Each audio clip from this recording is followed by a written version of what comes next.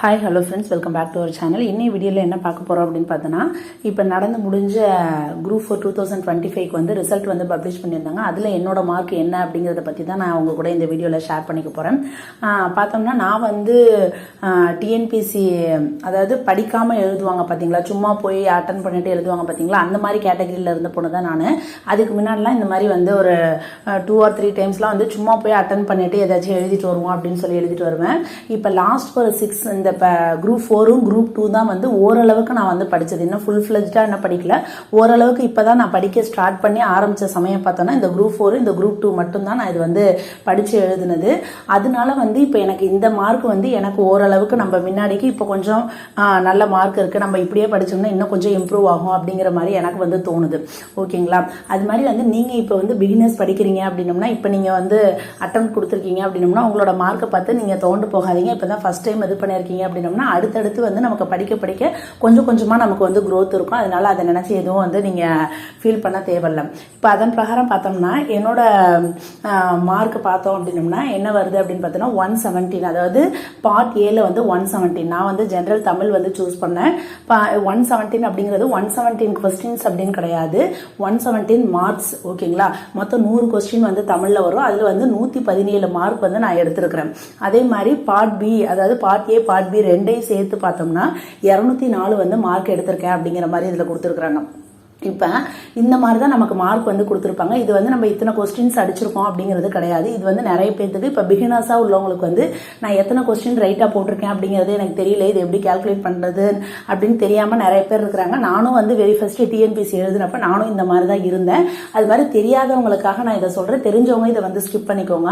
இந்த ஃபர்ஸ்ட் எடுத்துனா நமக்கு பார்ட் ஏல என்ன மார்க்ஸ் கொடுத்துருக்காங்களோ அது வந்து 1.5 டிவைட் பண்ணீங்க, கால்குலேட்டரில் டிவைட் பண்ணிங்கன்னா ஒரு ஆன்சர் வரும். அந்த கொஸ்டின்ஸ் தான் நம்ம வந்து அத்தனை கொஸ்டின் நம்ம ரைட்டா போட்டிருக்கோம்னு அர்த்தம். இப்போ நான் எனக்கு வந்து 170 1.5 டிவைட் பண்றப்ப எனக்கு கிடைச்சது பார்த்தோன்னா 78. அப்ப தமிழ்ல டோட்டலா 100 கேள்விகள் கேட்டதுல நான் 78 கேள்விகள் வந்து கரெக்டா இருக்கிறேன்.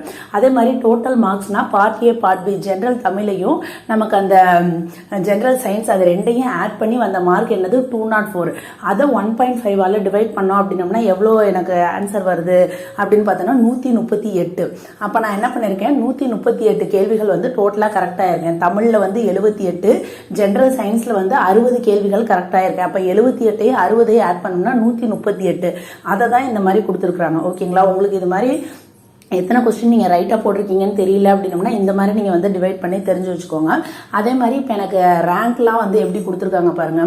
ஓவரால் ரேங்க், நம்மளோட கம்யூனல் ரேங்க் என்ன அப்படிங்கிறத கொடுத்துருக்காங்க. டைபிஸ்ட் 1 2 3 கொடுத்துருக்காங்க. நான் வந்து டைபிஸ்டில் பார்த்தோம்னா இங்கிலீஷை பொறுத்தளவுக்கு ஜூனியர் சீனியர் ரெண்டுமே முடிச்சிட்டேன். தமிழில் வந்து சீனியர் வந்து முடிக்கல, ஜூனியர் மட்டும் முடிச்சிருக்கேன். அதனால தான் டைபிஸ்ட் 1ல் வந்து எனக்கு ரேங்க் வந்து ரொம்ப நிறையா இருக்குது பார்த்தீங்களா, அந்த மாதிரி இருக்குது. அதே மாதிரி இப்போ நிறைய பேர் சொல்லுவாங்க டைபிஸ்ட் இதெல்லாம் முடிச்சிருந்தா நீங்கள் மார்க் கம்மியாக இருந்தாலும் உள்ளே நுழைய முடியும் அப்படின்னு சொல்லுவாங்க. அப்படிலாம் கிடையாது. எல்லாருமே இப்போ டைபிஸ்ட் முடிச்சு வச்சிருக்காங்க. அதனால நீங்கள் பிகினர்ஸாக இருக்கிறீங்க அப்படின்னோம்னா நீங்கள் இப்போவே கூட டைபிஸ்ட்டும் படிக்க ஆரம்பிங்க. சைட் பை சைடு டிஎன்பிசிலையும் நல்ல மார்க் எடுத்திருந்தோம்னா நமக்கு டைபிஸ்ட்லேயும் நமக்கு வந்து கம்யூனல் ரேங்க்ல முன்னாடி வர வாய்ப்பு இருக்குது.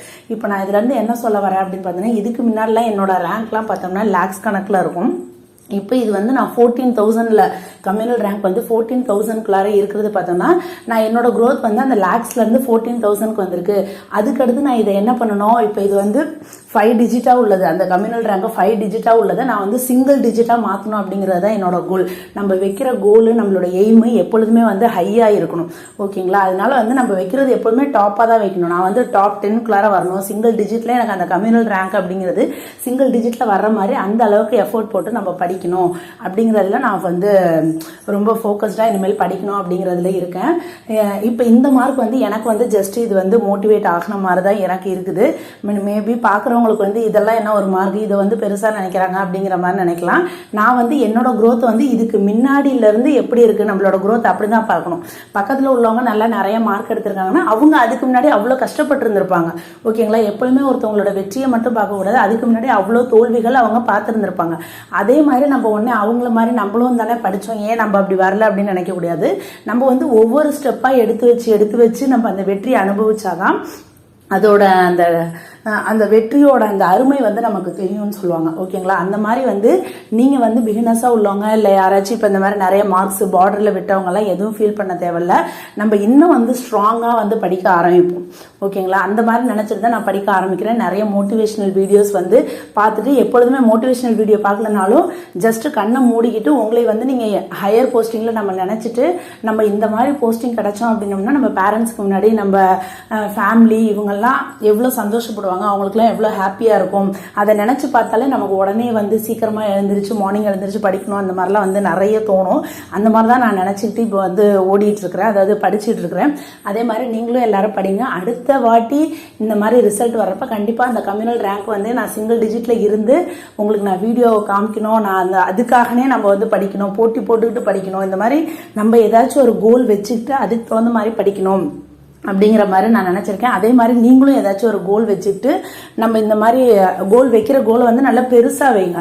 யாருமே வைக்க முடியாத லெவலுக்கு அந்த மாதிரி ரொம்ப பெருசாக ஹையாக நினைங்க, கண்டிப்பாக நடக்கும். ஓகேங்களா? நம்மளால முடியாது அப்படின்னு நினைக்க வேணாம், எல்லாத்தாலையும் முடியும்.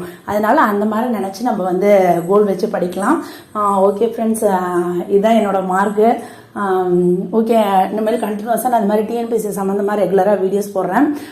கொஞ்சம் சப்போர்ட் பண்ணுங்கள், எல்லோரும் சேர்ந்து படிக்கலாம்.